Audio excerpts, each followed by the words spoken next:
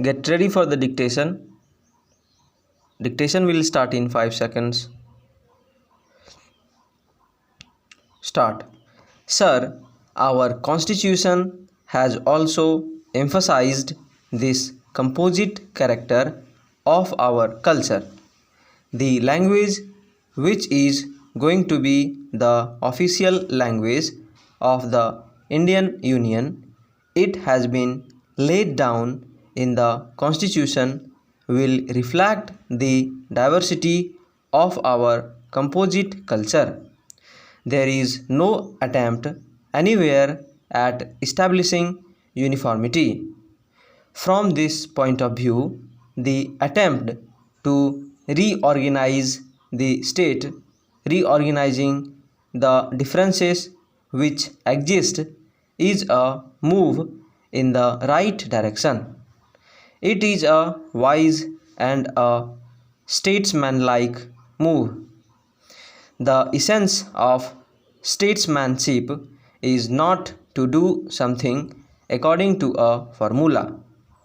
Something may be ideal on paper, but when we face certain facts, the essence of statesmanship is to face those facts and to recognize the differences or the diversities or the difficulties which exists, and then to find a solution in which these difficulties, these diversities and these differences may be reconciled.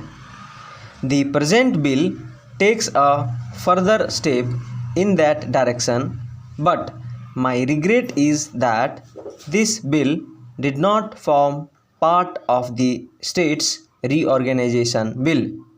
If the proposals contained in this bill had been presented as a part of the general proposals in the state's reorganization bill, perhaps this extra attention which has been paid to the particular problems discussed in this bill would not have been given. So much time and attention would not have been consumed over this question if we were dealing with a larger number of problems.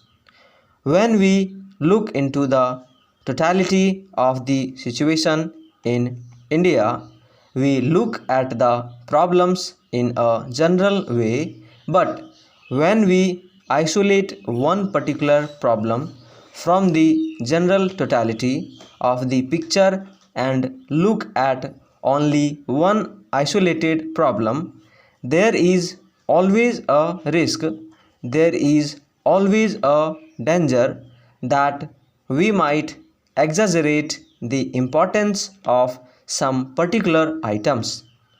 One of the reasons why there has been so much discussion over this rather small bill, as the Honorable Home Minister described it, is because it has been isolated from the general picture of the reorganization of Indian states. With regard to the particular proposals which have been made, sir, I do not wish to speak at length at this late stage.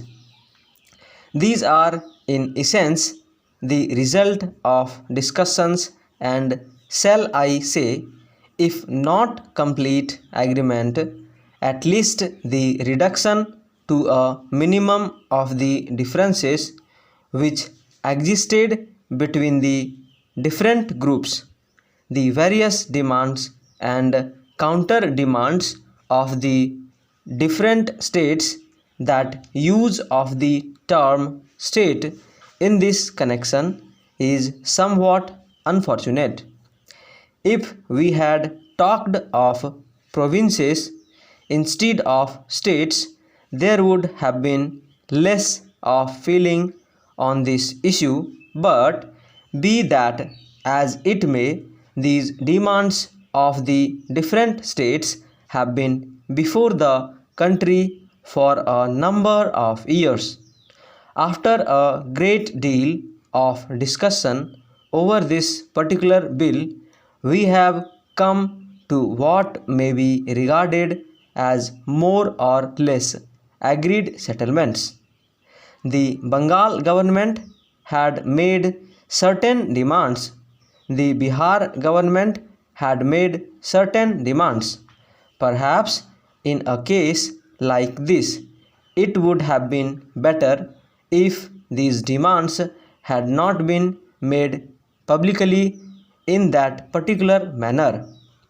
It might have been better if the governments had discussed it among themselves, but whatever that be, the States Reorganization Commission took into consideration all the recommendations, all the demands, all the claims and counterclaims of the different states, and they made certain recommendations with regard to the transfer of certain territories from Bihar to Bengal in the northern region and certain territories from West Bengal to Bihar. So far as the territories in the north are concerned, unfortunately, as the Honorable Home Minister stated today, also there was a defect in the proposal of the States Reorganization Commission, but my honorable friend Pandit Kunjuru, who is absent today, made it very clear in this speech before the House, but that mistake had arisen because the Commission had been given certain defective maps. The idea of the Commission throughout was to suggest the redistribution of the territories in the northern region in such a way that West Bengal may become one compact state. They had made the particular recommendation which they made partly because one of the rivers in that region is continually shifting its channel, and partly because defective maps had shifting its channel, and partly because defective maps had been used. And Pandit Kunjuru, in his speech before this House, left no doubt in the matter that if the correct maps had been before them, they would have framed their recommendations in a manner which would have ensured that West Bengal was one compact state. As regards the needs of the compact state, I do not have to add anything after what was said by the Honorable Home Minister today.